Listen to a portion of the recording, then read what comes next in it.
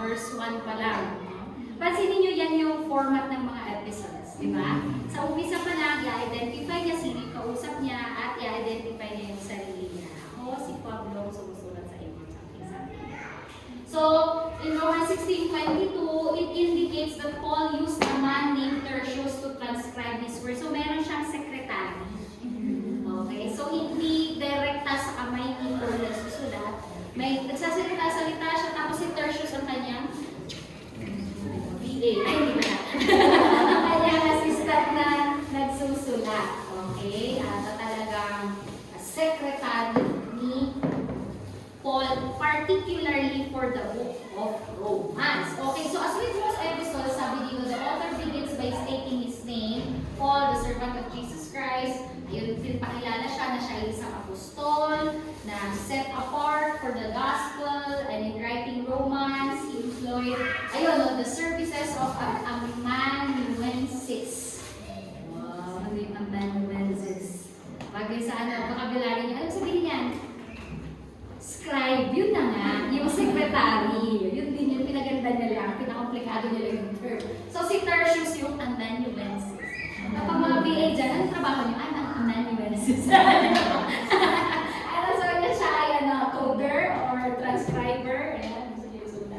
It is generally agreed that Apostle resided in Corinth. So nasa Corinth siya nung sinusulat niya yung letter to the Romans. Okay? It's not necessary na nandun siya mismo sa Rome. Gets niyo ba? Kasi, bakit pa susulat ng letter? Pumunto ka na rin lang. Diba? I-preach mo na. So, susulat siya para sa Rome habang siya ay naka-stay sa Corinth. Okay. So, he wrote this letter and had not yet been to Rome personally. So, hindi pa siya tumutuntong sa personally, pero sinusulatan niya na yung mga tao na taga-Rome. Parang ngayon, halimbawa, gusto mong pumunta sa Canada, bago ka pumunta sa Canada, sulatan mo na yung taga-Rome. Pupunta ako dyan, see you there. The episode is dated in AD 57, and this time, binold ko yan, is important yan sa history, Nero had just become emperor and hadn't begun persecuting Christians in Rome. Wala pang great persecution sa time na sinusulat ang Book of Romans. Okay? Hindi pa. Nagsa-start. That's why may desire si Paul to lay a gospel foundation in Rome, explaining the detailed episode. Kaya parang ang detalyado ng Romans. Pag binasa yung Book of Romans, yan ang sinasabi nilang kung gusto mong malaman talaga ang foundation ng Christianity. No? Kumbaga, ano ba ang stand natin when it comes to man, to Adam, to sin, yung salvation, yung parang bang no one is righteous. Diba? Diyan mo actually madidig sa Romans yan. Diyan, detail by detail, i-explain ni Paul na ganito kasi ang standing ng humanity, ganito ang standing ng sin, ganito ang power ng death, ganito ang punishment ng law. Diba? Explain yan, isa-isa ni Paul sa Book of Romans. Kaya, detalyado yung letter niyan to kasi yung time na yun, if ever makabasa man ito ng gobyerno, hindi pa siya persecute, hindi pa siya papatayin, hindi pa hot eyes ang gobyerno sa kanya. So okay lang kahit in detail niya i-explain ang Christianity. Also, he stayed in Corinth, exposed to him the worst of human depravity. So meron siyang struggle sa Corinth, okay? Nung nandun siya sa Corinth. So sa hirap na pinagdadaanan niya, may mga may mga personal experiences na siya, kaya may mga pinaghuhugutan yung encouragement niya sa atin sa Romans. Yung mga all things work together for the good. Yung may mga hugot yan, yung mga pinagdadaanan siya ng mga time na is actually. So he addressed both the Gentiles and the Jews in the episode, suggesting a mixed audience. So hindi lang po Romano ang kanyang intended audience dito. Although people in Rome, pero alam niya na may mga Hudyo na rin sa Rome. Naligaw na rin na Jews doon. So kung mabasa man nila yung letter na yon, pwede pa rin sa kanila yon. Hindi siya exclusive for the Gentiles, hindi siya exclusive for the Jews. The Book of Romans satisfies our need for a logical presentation of knowledge. So sa mga taong mas interested sa what does Christianity teach, yan medyo academic at gusto nilang hanapin yung logical presentation of the gospel, you can recommend reading Rome. Okay, pero sidetrack, pag alam mo yung convert o meron kayong bagong dinidesign, pastora, anong Revelation, yung sunod-sunod na ganyan. Pero sometimes, we really recommend start with the book of John. Okay? Lalo na yung fresh na fresh, yung hindi pa kilala si Jesus. Yung fresh na fresh, o kaya gusto pa nai-intrigue pa sa buhay ni Jesus. Unahin niyo yung book of John. Okay? Ngayon naman, sabi ko side note lang yun sa mga bago nyo na-evangelize at bago nyo na-disciple. Pagka natapos na nila yung John at gusto nilang aralin, ano ba talaga ang Christianity, pwede nyo i-recommend ang Romans. Okay? So, it remains a highly recommended book for anyone who seeks a basic understanding of Christianity. It is especially precious to Protestants. So, ano ba yung Protestant? Saan nanggaling yung term na Protestant? Sa nagpo-protesta. Kasi saan ba nagprotesta ang mga Protestant? Nag-protest sila sa Orthodox Church or doon sa Traditional Church or Roman Catholic Church. Nagprotesta sila kasi napansin ni Martin Luther na yung turo sa mga homily o sa mga sermon ng mga pari ay parang nakabase na sa gawa ang pagiging ligtas. Bili ka ng prayer cards para maligtas ang iyong namatay na loved one, di ba? Pag mas madami, mas mataas sa langit, no? Kasi lahat nasa purgatorio, so may chance pa. So pagka ginastusan mo yung pinakamamahal mo, may chance na ma-promote sa langit at hindi lang mag-stay sa purgatorio ng iyong minamahal. So yung mga ganyung katuruan, medyo it does not appeal to Martin Luther anymore. Why? Because Martin Luther had access to the scriptures. Saan naman sa scripture yun? Diba? Sa Martin Luther. Lalo na nung nabasa niya yung Romans. Diba? Saan sa Romans yung magsasabi sa atin na hindi naman yan sa atin. Lahat naman ay nagkasala. Alam niyo na, 3:23, di ba? Lahat yung pala nagkasala. Ibig sabihin natin naman nagawin natin talaga, wala namang kabuluhan sa atin. Tama. Kahit gano'n pa tayo from buti, di ba? Hindi yung kabutihan natin yung makakapagligtas sa atin. Kaya tinawag na Protestant. Unang-una, si Martin Luther. Kasi nagprotesta siya sa mga tinuturo na saved by works na prinsipyo ng Orthodox Church or ng Classical Church o ng Roman Catholic Church. Kasi pag sinabi kong Orthodox Church, yan yung old church o traditional church kung saan nanggaling si Roman Catholicism, si Anglican, si Episcopalian, si Presbyterian, doon. Yung mga malalaking mga major church. Okay. Doon sila nanggaling. Yun yung tinatawag ko Orthodox Church. Balik! It is especially precious to the Protestants as it sparked flames for Reformation. Kaya nagsimula yung Reformational Gospel or Reformational Theology dahil, ayan nga, sabi ni Martin Luther, inaral niya yung Romans, sabi niya, ang daming error sa Roman Catholic Church. Today, the book of Romans stands as a reminder that salvation is a gracious gift from God. Romans 6:23. It is a gift from God. But the gift from God is eternal life through Christ Jesus. Buhin natin, yung Romans 6:23, sabi niya, the wages of sin is death. But the gift of God is eternal life through Christ Jesus. So, halimbawa, yung in particular, yung verse na magsasabi at magre-refute na sariling good works natin ang magliligtas sa atin. Wrong. Diba?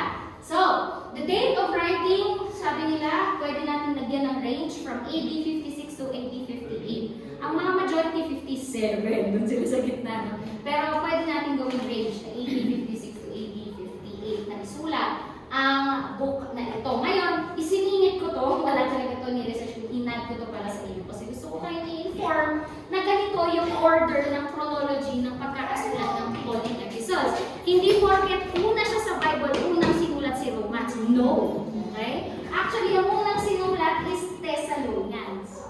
Yan yung order, ha? 1 Thessalonians, 2 Thessalonians, Galatians, Corinthians, 2 Corinthians, at ayun pa lang. 6th. No? 6th epistle na. Sorry. Picture mo na. So, pang-anim na nasulat si Romans. Okay? 6th letter siya, technically, kung chronological ang pag-uusapan. Kung sino yung unang sinulat. So, mapapansin nyo, kung 6th na siya, at parang inuulit-ulit yung gospel, diba? So, kung pang-anim na beses mo na sinulat, meron ng degree of mastery. Diba? Meron ng degree of consistency at saka parang malinaw na yung presentation. Kasi halimbawa, itong lecture na to, i-lecture ko na 6 times sa inyo. Aba, talagang lilinaw na ng lilinaw. Kahit wala na ako So nagkakaroon na rin ng degree of mastery and clarity yung pagkakasulat ni Paul. No? So if you will compare it, yung mga Thessalonians, yung mga Galatians, medyo mas personal yung approach, mga tipong ikaw, yung sarili mo, ayusin mo. Di ba medyo gano'n yung mga approach ng mga Galatians, Thessalonians, ganyan. Pero itong Romans, diretso talaga sa Christianity. No? Kasi parang na-filter na niya yung mga iba niyang comments. So medyo tumatalas na yung presentation niya ng gospel sa Romans. But I'm not saying na hindi matalas ang iba ha. Ang ibig ko lang sabihin yung focus ba? Parang mas nagiging straight to the point, hindi na paikot-ikot, hindi na masyadong motivational yung dating. Diretso na tayo sa punto, iligtas tayo ni Jesus. Parang ganun ba?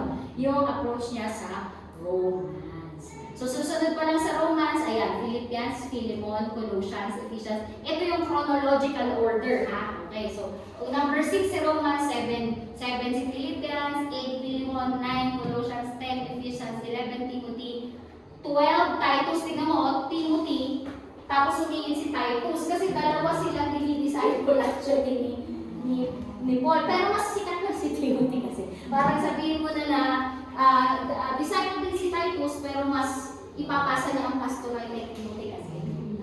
So si Titus, ano din siya, lingkod din siya ng Lord, functioning din siya, pero yun, ang mas kaya nga yung term ng Timothy. Sinong Timothy mo?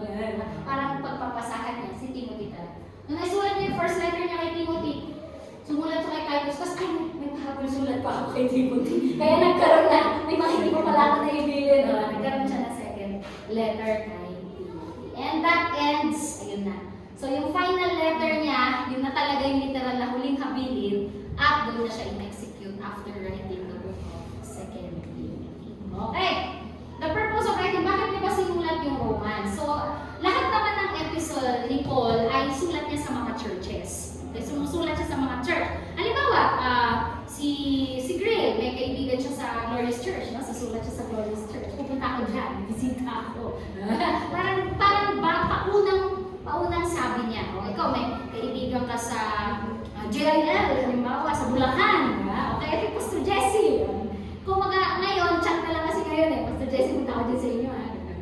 Abiso, correct. Abiso na may paparating doon na lingkod ng Diyos. Basahin natin. His purpose in writing was to proclaim the glory of Jesus Christ by teaching doctrine and edify and encourage the believers who would receive His letter. So, ang intention kasi ng mga apostol yun, parang, ba't babalik pa, evangelize na? Pero hindi lang kasi nagsa-stop yung apostolic work or missionary work sa minsan na evangelize. Kailangan ma-encourage sila, ma-equip sila, maturuan sila, parang tayo.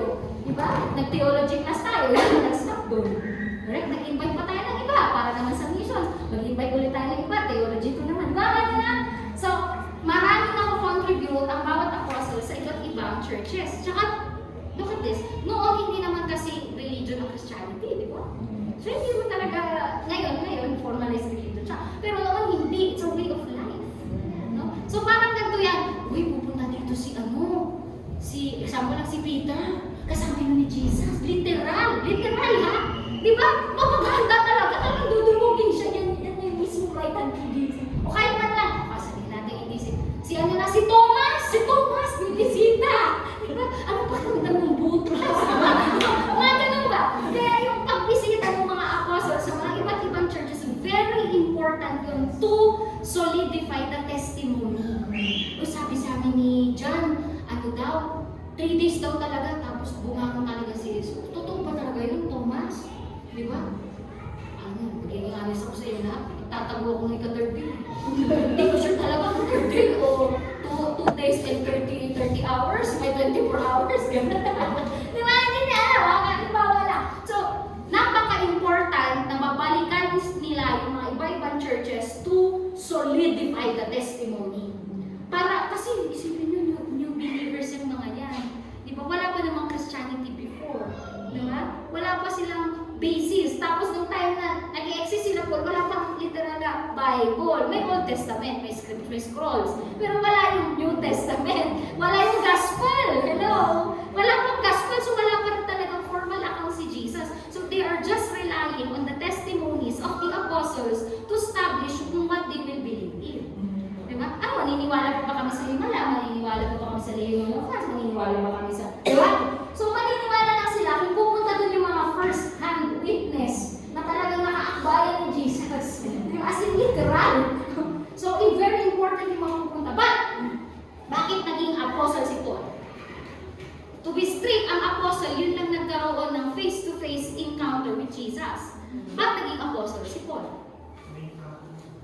kasi, correct, sa Damascus na eye to eye niya talaga si Jesus. Face to face niya si Jesus.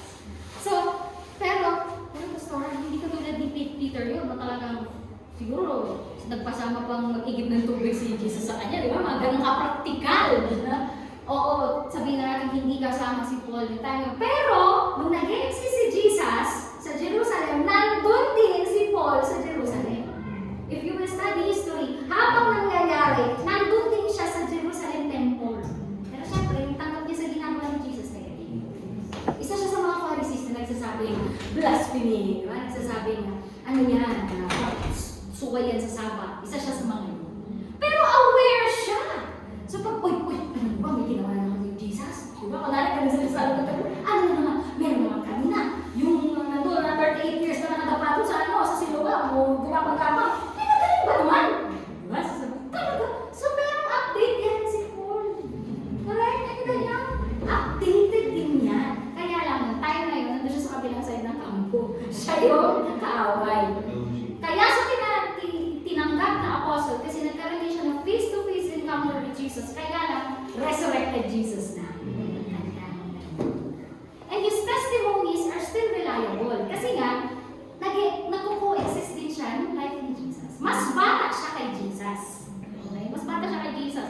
Kasi si Jesus, nasa 30s na, 33 namatay si Jesus, around 23 to 24 years old si Paul. So around 10 years younger than Jesus, si Paul. So, biography lang. So, search niyo yan. Makakahanap na naman yan.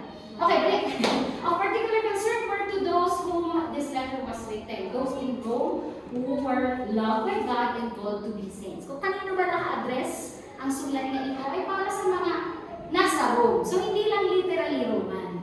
Sa lahat ng mga mahal ng Diyos at tinawag niyang maging saint na nasa Rome. Okay, guys nyo? So, kung nagkataon nandun ka, kahit di ka Roman, kahit di ka mukhang Roman, di ka nagsasalita ng Romano, kahit di ka amoy Roman, pwede mo pa rin basahin ko. Okay, para sa'yo pa rin. Because he himself was a Roman citizen. He had a unique passion for those in the assembly of the believers in Rome. For example, ako, si Stanley, meron na siyang na-earn na residency sa Hong Kong. No? So, meron na special place in his heart ang mga tao sa Hong Kong para sa kanya. Na hindi ako sabi, pray mo din si Pastor. Pilipino yan dapat.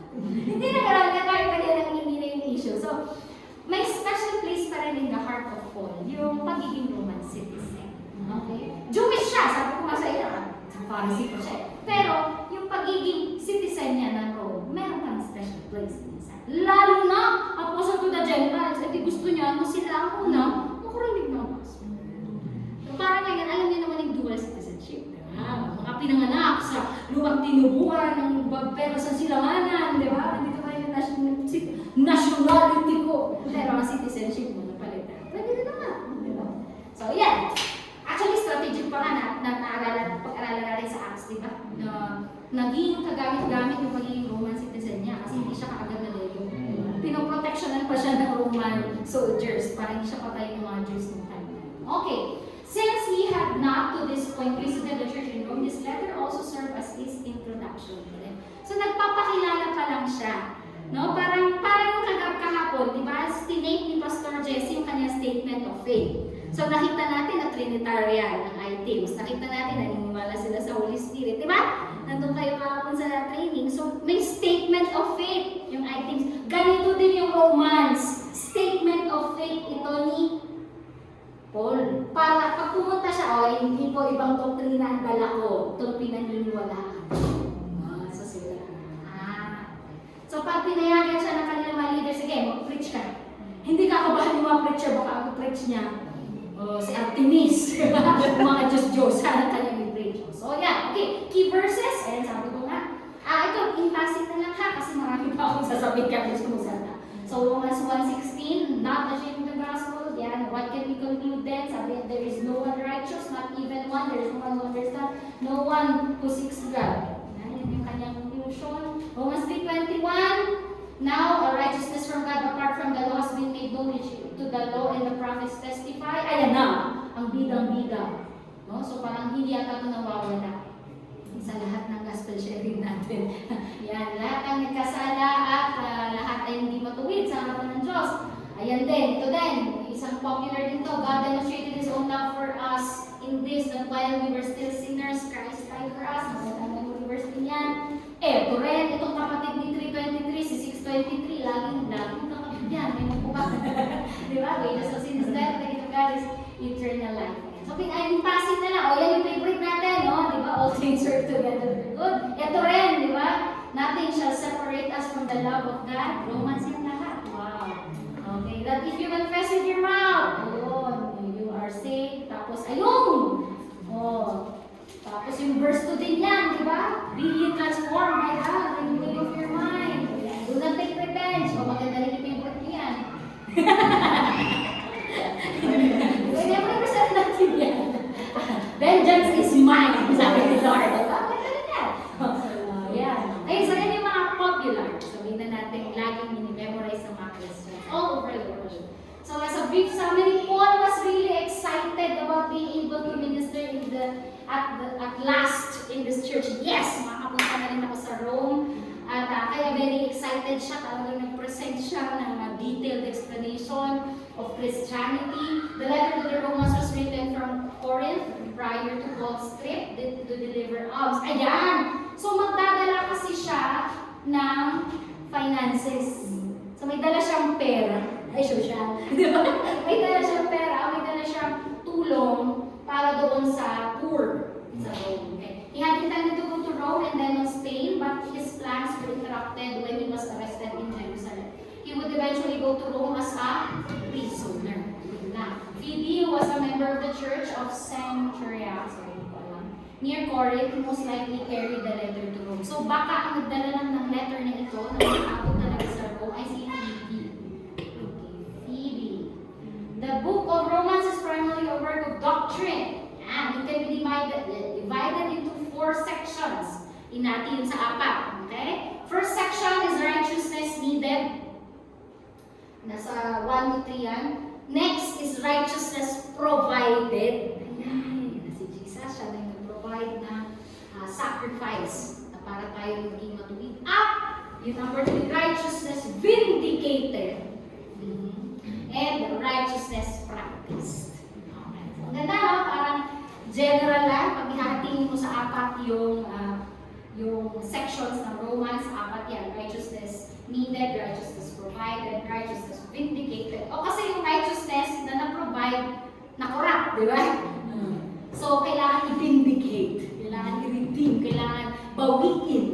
Vindicate. At ayun, mapapractice na natin ngayon yung righteousness. The main themes of this letter is obviously righteousness. Hindi niyo pa rin alam, di ba? Righteousness. Guided by the Holy Spirit, Paul first condemns all men for their sinfulness. He expresses his desire to preach the truth to those who are in Rome, and it was his hope to have assurance that they were staying on the right path. He strongly points out that he is not ashamed of the gospel. Talagang madiin na puwersa yan. The book of Romans tells us about God, and He is what He has done. It tells us of Jesus Christ, what His death accomplished. It tells us about ourselves, what we were like without Christ, and who we are after trusting Christ. So, nandun yung contrast, no? Dito rin naisulat yung, may gusto akong gawin, hindi ko magawa. Ayaw kong gawin, siya naman ginagawa. Di ba? Naghihirapon ako ng oras. Doon din na naisulat eh. So, kino-contrast niya na yun ay righteousness. Kahit gusto mo maging righteous, kung wala si Kristo, hindi mo talaga magagawang maging matuwid. Paul points out that God did not demand men to have their lives straightened out before coming to Christ. Okay, so yun yung magkabaliktaran, no? Kasi yung iba, lalapit ako, Lord, pag maayos na ako. Hindi, doon ka nga aayos pag lumapit ka. So kahit balik-balik ko ka, lumapit ka na ngayon para maayos ka, di ba? Kasi kung, hindi, sorry, mag-church ako pag-ayos na kami. Ano ba yun? Ayusin tayo ni Jesus. So while we were still sinners, Christ died on the cross for our sins. Kaya very important yun. While you are still sinners, Christ died for you. Hindi sabi ni Lord, sige, I'll give my life kung nag-ayos ka. Diba? Hindi naman ganun si hindi conditional ang kanyang laban niya. Sabi niya, sige, I'll give my life on the cross if you accept me now. O pag may kumatok dyan, sabi mo, I accept Jesus, bago pala kung mamamatay. Hindi ganon, di ba?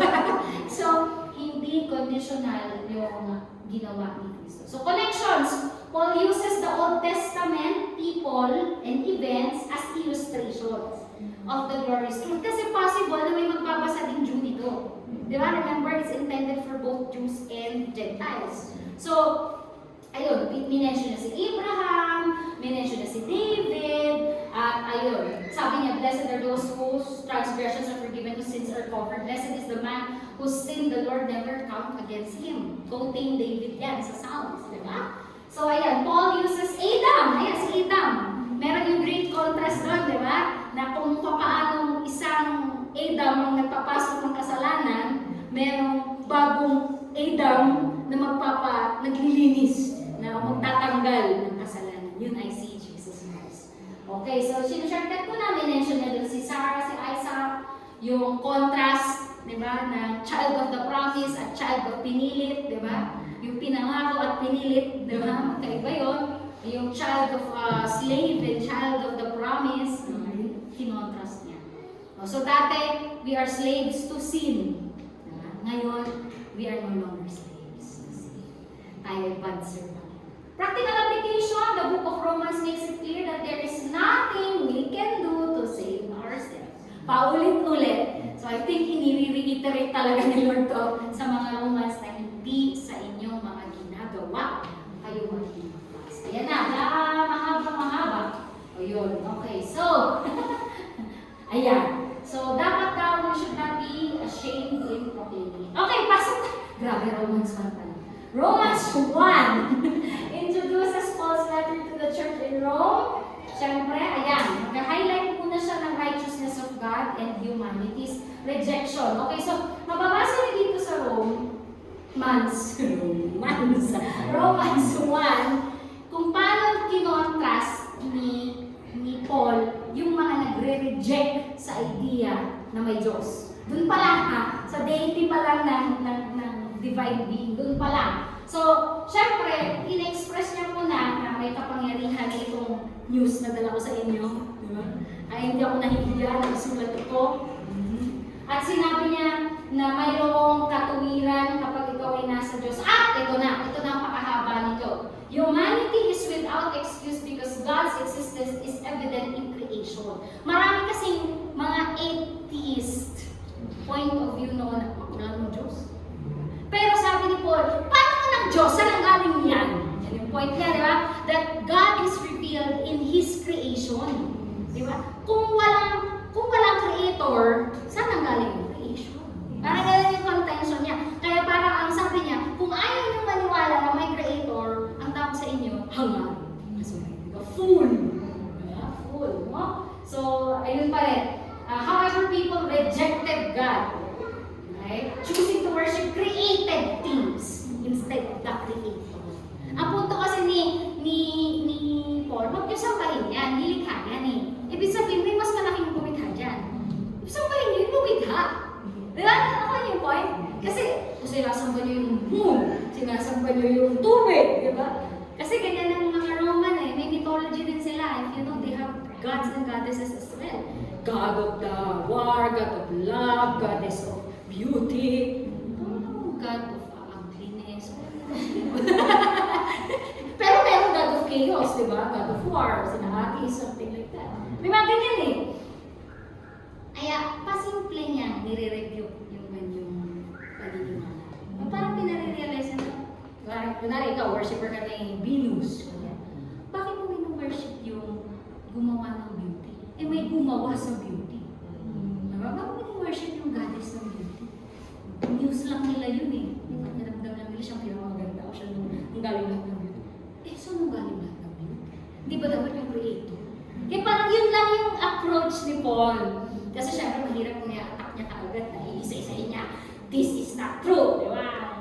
Calls yan si pagkain niya lahat. Hindi na yun. Pinaparealize niya lang that the God that we serve is the Creator. God of all gods.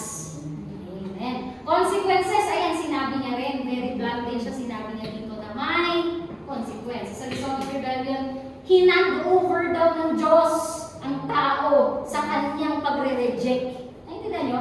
God gave them over to their sin sinful desires. So, yan ang gusto niya. O sige, magpakasasa kayo. Sabi niya. Kasi sila yung nag-reject. God honored the willpower of people. Their freedom, their free will.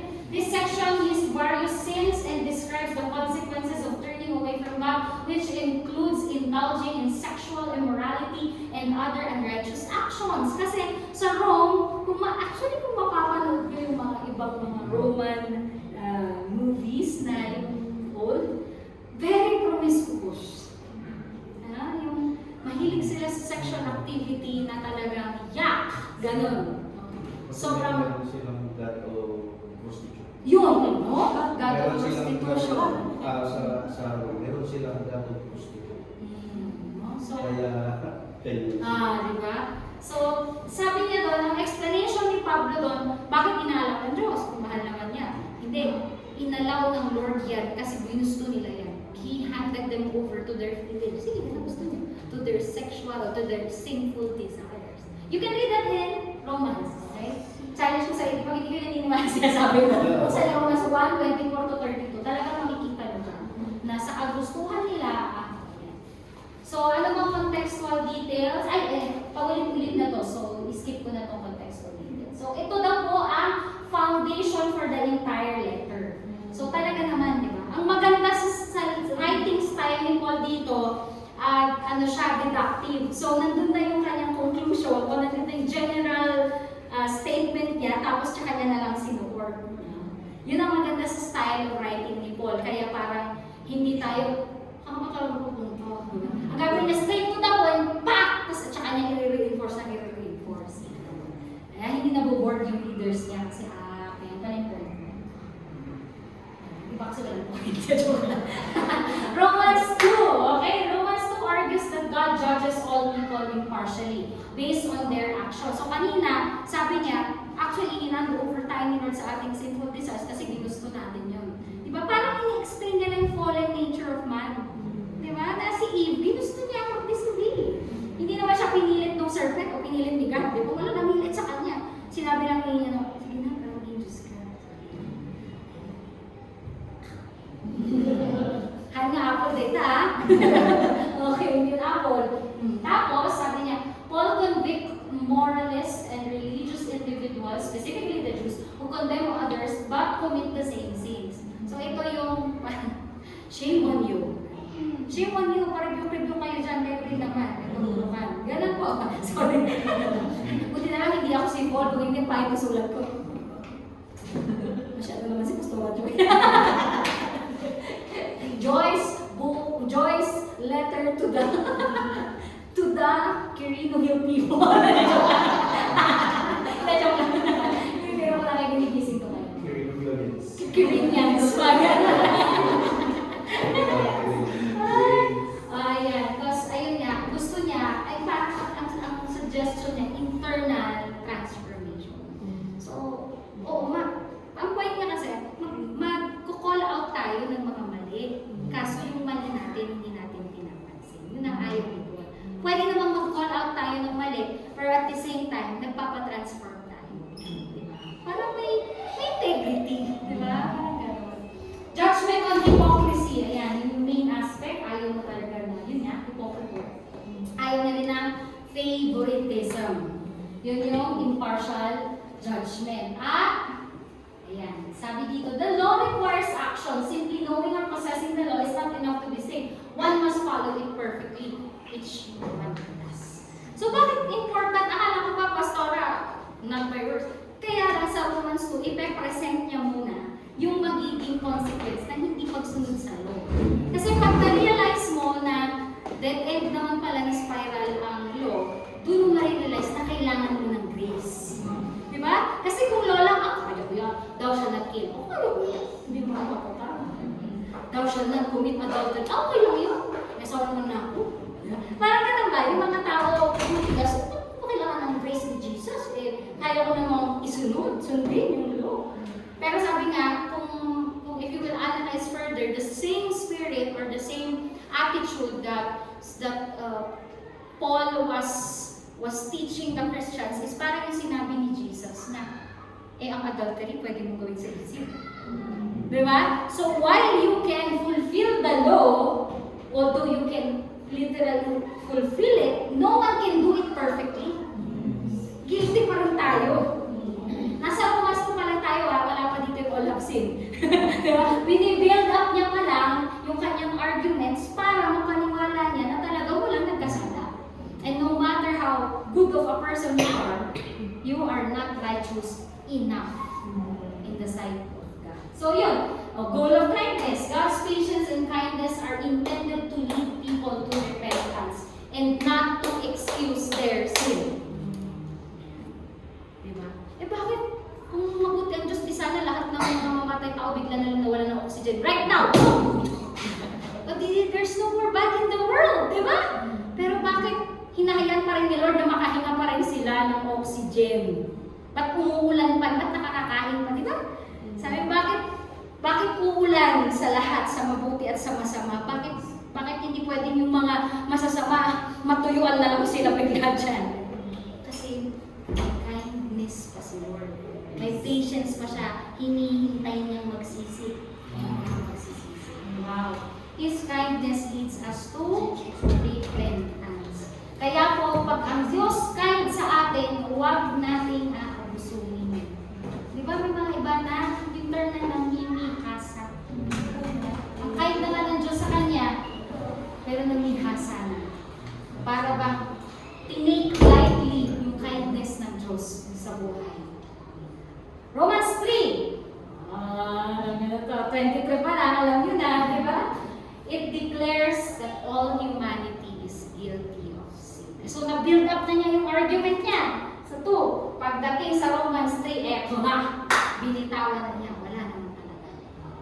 Pwede makuwalify. Kahit isa, except for Jesus, of course. Pero sa tao, wala talaga. So, all humanity is under sin. Yan ang talagang malaking punto ng Romans 3. Pero yun ang napakaganda. Meron na ditong hope, a ray of light. A new righteousness apart from the law is revealed through Jesus Christ, who was offered as a propitiation. Sabi niyo propitiation. Nakakatawa kayo. Gusto kayo mga estudyante. Kaya susundin yung sinasabi ko. Propitiation. Propitiation, okay? Or kabayaran, sakripisyong kapalit. Atoning sacrifice to demonstrate God's justice. So ano bang ginawa ni Jesus? Kinalimutan na, sige na, ganun na si Jesus. Ay si God, no? May nagbayad. So mayroong bumili o mayroong nag-purchase ng ating righteousness. Nakipagpalitan sa standard natin. Nagsistart na, no? Nagsistart na niya i-introduce ngayon yung theme ng salvation through Jesus Christ. So pero, sige, sa Romans 3 pa lang, talaga ang punto niya, universal sin, justification by faith, and the grace. Meron ng ray of light and grace naman ng Diyos. Na-mention niya na sa chapter. Konti na lang, gising! Romans 4! So ito, yun, sabi niya, yung justification, ano may sabihin yung justification? Justified. Ang ganda talaga sa website. Ano ang paano niyo na-explain sa isang simpleng tao ang justification? Yo. Okay, tama, no? So yung pagiging tama mo sa harapan ng Diyos, pagiging justifiable mo, ma-absuelto ka, o mapapawalang sala ka, no? Ay makakamit natin by faith, not by works. So, sabi ko ngayon ng victim ng Roma, hindi sa ating ginagawa, gagawin, o nagawa, tayo pwedeng maging matuwid. Kung hindi sa ating pananampalataya. Righteousness is a gift of grace, received by faith and not earned. Hindi kahirapan, hindi in-earn ang righteousness kung hindi tinanggap ng libre sa pamamagitan ni Jesus. So tignan mo, Abraham believed and it was accounted to him as righteousness. May ginawa pa ba si Abraham? Technically wala. Nanampalataya lamang siya. And that was enough to receive it. Diba? Kasi sa sobrang simple, parang ganun lang. Mananampalataya lang ako. Sure ko ba? Diba? Kaya binibuild up niya yung kanyang arguments para makonvince niya yung reader niya. Okay? So, grace versus works. Ayan o. Righteousness is a free gift received through faith, not a reward. Kaya naalala niyo, nag-discuss tayo about rewards. Ini-emphasize ko sa inyo na ang reward sa langit ay hindi tungkol sa salvation. Yung reward sa langit ay yun yung mga pag-obey natin, mga na-invest natin sa kingdom. Pero hindi reward ang pagiging ligtas. Wala sino man ang ni-rewardan ni Lord. Dahil dyan mabalik ka, ligtas ka. Hindi. Okay? Hindi po pwede. Salvation is never earned. It is received through Jesus Christ. Okay? Idiin nyo yan sa inyong mga ugat at mag-issue. Okay? Kasi kahit balik-balik na rin kayo ng mga apologetic, theologian, chuchuchuchan, magician, scholar, mga ganyan. Pag sinabi na nila na maliligtas ka lang, o gawin mo to, mahil ka na. Okay? Righteousness apart from the law or circumcision, Abraham was righteous before circumcision. Therefore, faith is available both to the circumcised and the uncircumcised. Okay? Jewish sila, nag-believe sila sa tradition, nagpatuli sila, basta nananampalataya sila. Diba? Pag hindi sila Jew, Gentile sila, Pilipino sila, anong pakialam nila sa pagpapatuli? Hindi, nagpapatuli na may Pilipino. Iba na lang. Okay, kung lahi sila, gusto nila, supot lang sila. Pero nananampalataya sila, ligtas ba sila? Yes, because it's by faith, not by tradition. David's witness. So sabi din ni David, ayun, kanina nakutulong na sa inyo. And it is a promise to all believers. Saving faith is trusting God to fulfill His promises just as Abraham did. The same righteousness is credited to anyone who believes in the resurrection of Jesus. So inadagdag na konting principle about the resurrection. Kasi part of being saved is you rising from the dead. Kasama yon, dapat tanggapin mo yon na after mo mamatay sa buhay dito sa lupa, may buhay pa pagkatapos mo. Kung hindi ka naniniwala doon at buhay lang, nandito na lang, hindi ka pa rin Christian. Kasi kasama ng Christian faith ang believing of the resurrection of the dead. So after you die, you resurrect. Okay? Kasi yun yung example na sinet ni Jesus. At, ayun nga, ang main takeaway, ang tunay na righteousness ay yung naniniwala ka dahil lang sinabi ng Diyos. Naniniwala ka ba? Oo, sinabi ni Lord eh. So, tama na yung standing mo dahil, yes. Abraham believed like it was real, like it was the truth, and it was accounted to him as righteousness. Sino naman talaga ang faith? Believing sincerely, acting consistently sa kung ano yung sinabi mo. Diba? Sinabi ni God na yayaman ka.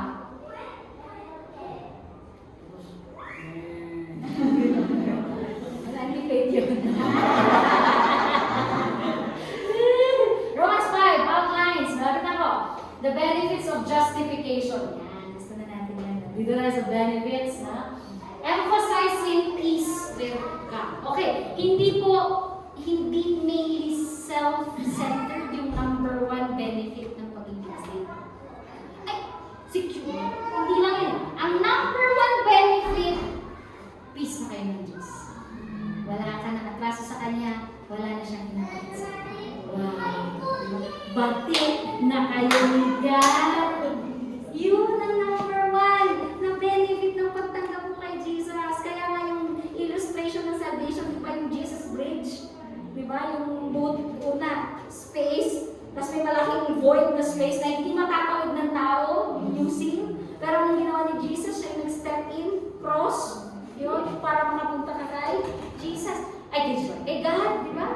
Yun yung peace with God. Nagkaroon na kayo ng connection ulit. Restored na yung relationship nyo. Batik na kayo. Di ba? Batik na kayo. Hope in suffering, assurance of salvation through Christ.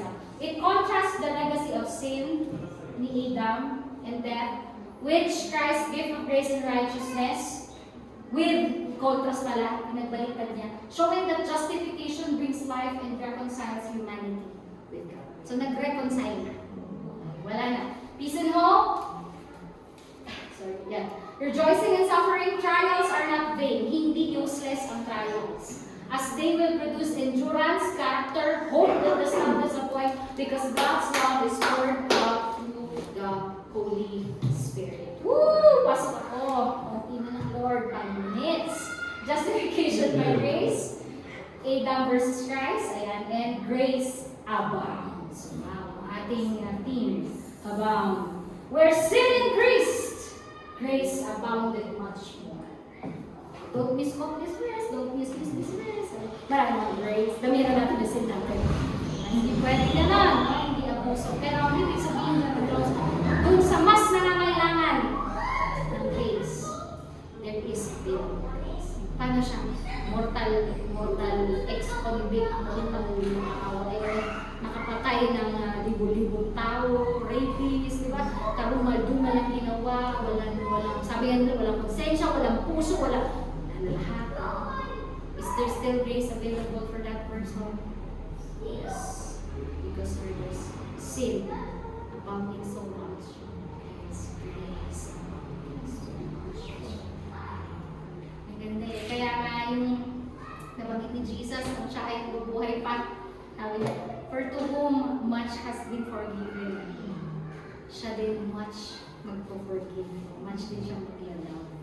Kasi alam niya kung gano'ng adaming grace, yun yung kinonsume niya, kumbaga. Kaya kung ikaw din, naiinis ka sa isang tao na uubusan ka na ng love sa kanya, love, Lord, love. Ipapaalala niyo, Lord, hindi rin naman naubusan ng grace. Where sin abound, grace. Laging tanda. Minsan, totoo yun.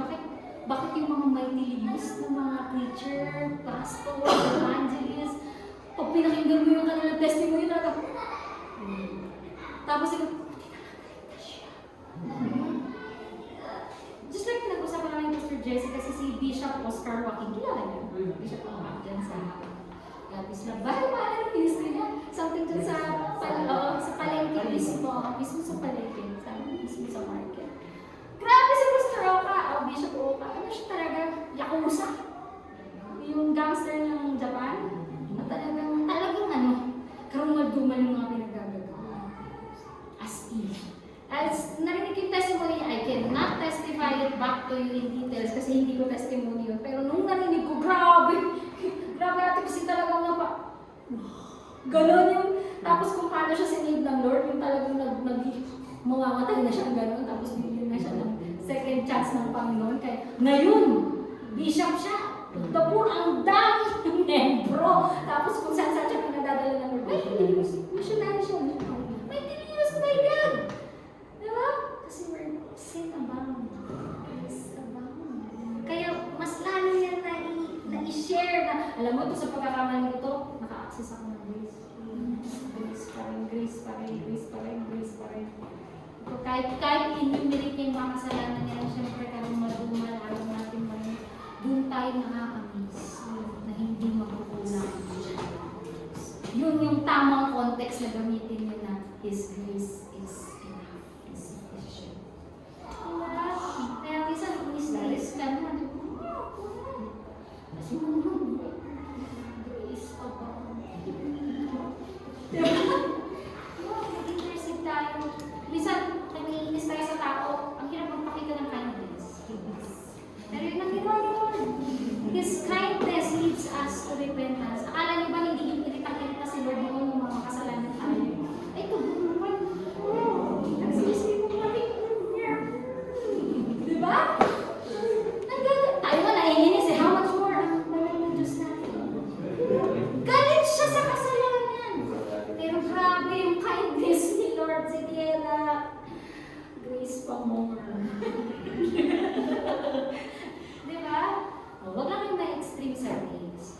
extreme sa cases ko na yun naman yung inabuso. Since, kasi kung may mga ganyan, iba yung usapan na nasa sin, ay nasa world pa tayo, hindi pa natin kilala si Jesus, yun yung word, sinibang nito. Pero yung nalasin mo na si Jesus, kilala mo na siya, may word na, tapos, di ba, sagarin na lang po. Kilala mo na si Jesus, tapos tsaka ka gagawa ng karumal-dumal, pang-aabuso yun. Yun yung extreme grace. Yun yung false grace teaching. Kasi dapat ang grace, ita-transform ka to be Christ-like. Hindi yung grace, access mo para kahit bumalik-balik ka, makakabili mo naman lagi eh. Grace abounds eh. Yan yung paliwanag ng mga Kawanis. Exactly.